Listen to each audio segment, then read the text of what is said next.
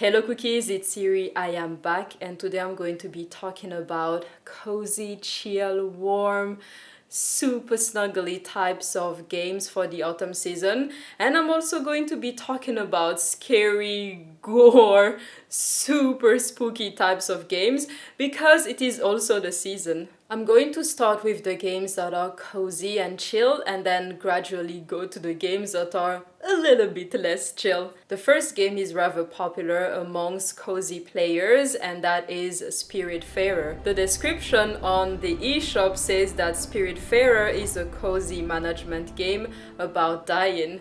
That sounds a bit macabre, but it's actually a beautiful game that has some challenges, but is still really chill. So you have a boat that you can build buildings upon, and you help spirits go to the other side. So you talk to them, you interact with them, you accomplish missions for them, and then you sail around with your boat. And every now and again, you're ready to accompany the spirit to their last journey. Visually, the game is beautiful. In terms of gameplay, it is fairly easy to get into and it is a really addictive game. And yes, there are moments that can be sad once you say goodbye, and there is also a hug function in the game where you can hug the spirits. So once you say goodbye, it is always sad, but it is also a relaxing, chill game that will get you really addicted to it. The next game is a game that I recently finished, and that is Cozy Grove. In Cozy Grove, you are a scout ranger that has been stranded on an island.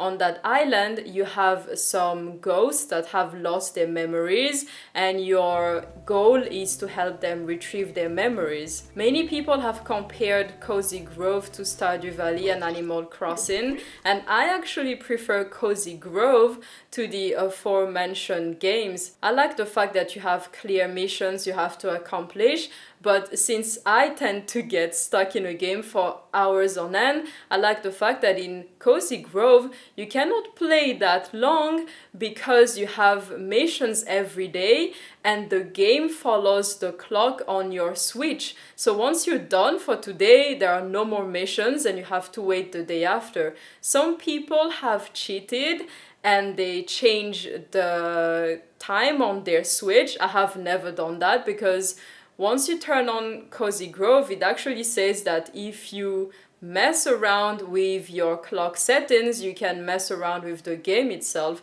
So I've never tried that. And I also like the fact that once I'm done for today, I'm done for today. So I can actually do other things like go to the gym or play with my dog.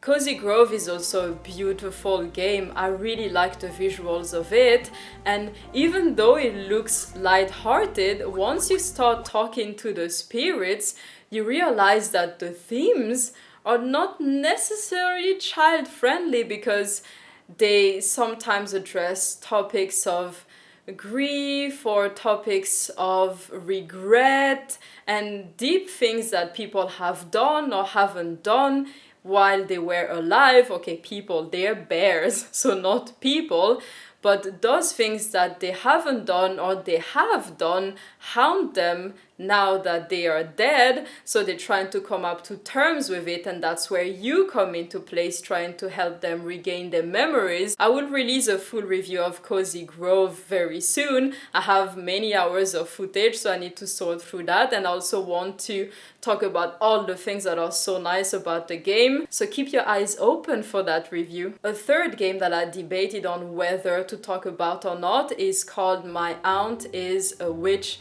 The game is a visual novel, but you can also do some things. You have some actions, you can prepare some potions. You play as a boy that has been sent by his cruel stepmother to his aunt, and then when he arrives there, he realizes that she's a witch. The reason I wasn't sure whether to share this game or not is that sometimes I really like it and sometimes I don't.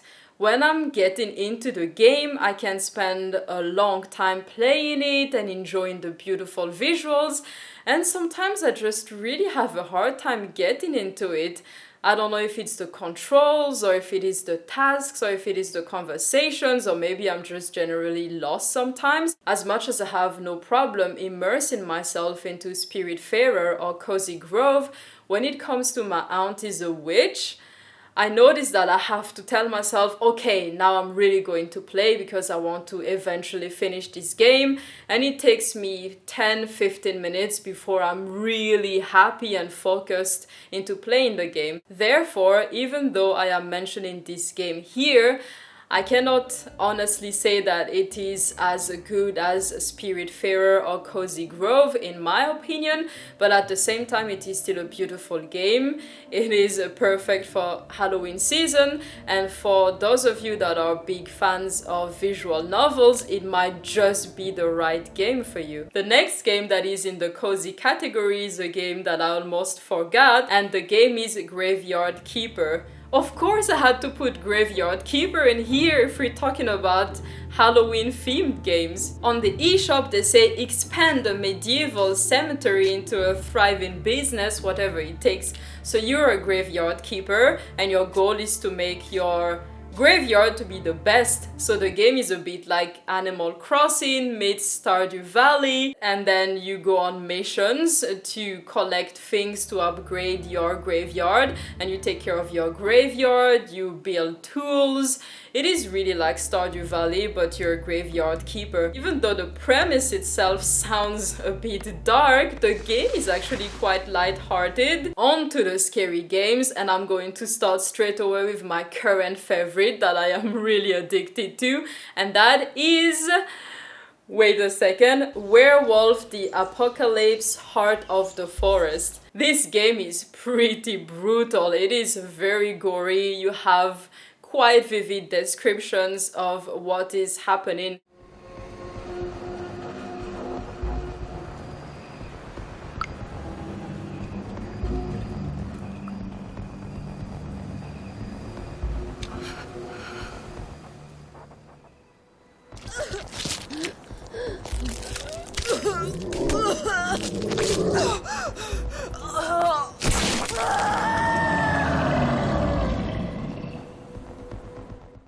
So you're playing as a young girl who is going back to Poland to discover about her roots, and she explores an old forest. The game is a visual novel that is also an adventure, and what I like is that even though you progress through talking to people and making decisions like in a visual novel, you also have stats on top of the screen that you can affect depending on your choices. So it has a little bit of a regular RPG type of game, even though it is mostly a visual novel. You can choose your own story, so you can choose to be good or bad.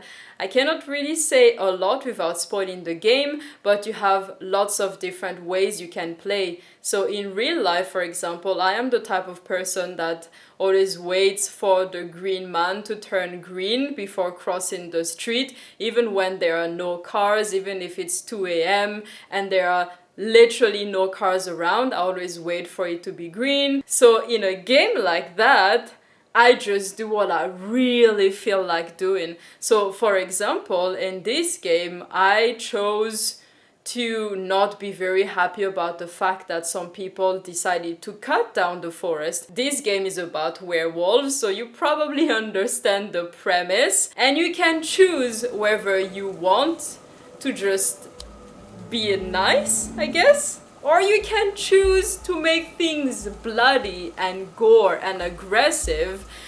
And I like the fact that in a game like that, I can retaliate against people that destroy a forest in a way that me in real life would never do. But in a game, I can be free to do that and make a lot of guts and blood and brains fly. The next game is called VAMPYR, and I've tried multiple times to find the best way to describe it apart from it's amazing! It's so freaking great! So it is London, 1918. You are newly turned vampire Dr. Jonathan Reed.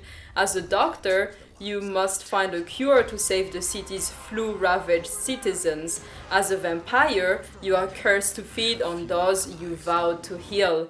This game is epic. You get to go all over London and you make choices that can determine the ending of the game. So you can choose to be good or you can choose to be bad. So you can choose to feed on citizens or not feed on citizens, and depending on what you choose to do, you can change the ending because you have different alternative endings. This game is a port from other consoles, and if you read reviews online, many people are really pleased with it. They say that if you can get it on other consoles, maybe it is better on other consoles. I haven't tried because I play it on the Switch, but all the people that have played it on the Switch do say that even though you don't get the same experience as on other consoles, the game is still really nice. It is brutal, it is stressful, but it feels a bit like Breath of the Wild, but gore and vampire-y and scary, because you do get to do some missions, collect items, upgrade your weapons. You also get to talk to people and try and cure people. You have boss fights, so you have an adventure story. The next game is called Black Book, and it is a historical adventure card-based RPG game. In the game, you play as Vasilisa, a witch that goes on an adventure around the countryside. You are seeking the Black Book, which is a demonic artifact that can grant any type of wishes. It is a beautiful game with an interesting story that has gathered a lot of attention from people. It was on Kickstarter and it got backed by many people because the premise of the game is so unique. And those are some of the games that I am currently playing. I am also playing some more other games. I'm waiting for ActRaiser Renaissance to go on sale, and then I'm grabbing that one as soon as it is out. I cannot wait. It reminds me so much of the Castlevania games that were my absolute favorite games of all times. Oh, by the way, I haven't mentioned Castlevania in here because the old Castlevania games have come to the Switch, but I would like new Castlevania games that are made for the Switch to begin with. If you like this video, please leave me a thumbs up and also let me know which games you are currently playing, which games are on your wish list, if you have played those games, if you're more into chill, relaxed games, or if you're into the gore action games, or in between where you do some adventuring like Eastward, but it's not necessarily gore, but it's not very chill either. And that's it for me today, cookies. I will see you soon. Bye bye!